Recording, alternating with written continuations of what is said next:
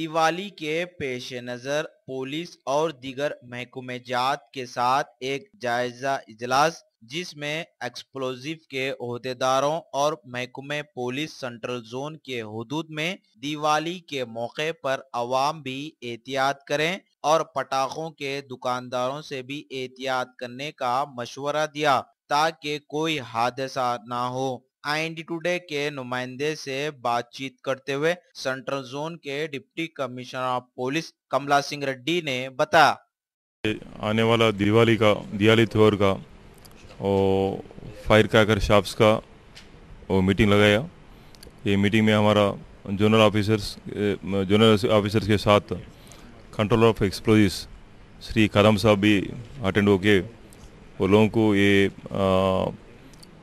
Firework shops का dealers को और शॉप्स का वो जो लगा रहे वो आदमियों को पूरा अवेयरनेस का एक लेक्चर दे दिया गया।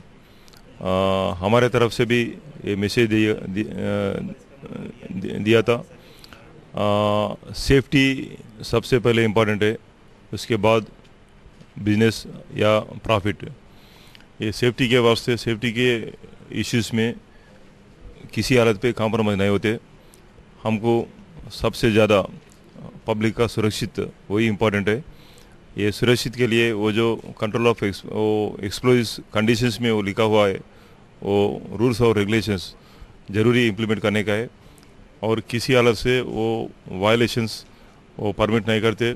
अगर कुछ वायलेशंस है तो पब्लिक को हमारा रिक्वेस्ट ये है, गुजारिश है, वो लोग अगर वो वायलेशंस के बारे में हमारा नोटिस को दिया तो नोटिस को लाए तो ज़रूरी उनके खिलाफ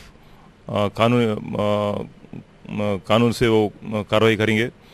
और पब्लिक का भी हमारा अपील है,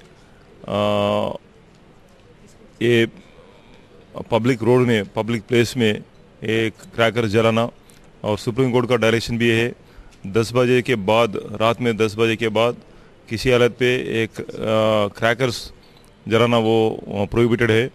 इसलिए पब्लिक को हमारा गुजारिश है, हमारा रिक्वेस्ट है, पब्लिक भी हमको मदद करके क्रैकर्स जलाना रात 10 बजे तक पूरा कंप्लीट करके ये सेलिब्रेट करके सुरक्षित दिवाली सेलिब्रेट करके हमको मदद करने के लिए हमारा गुजारिश है।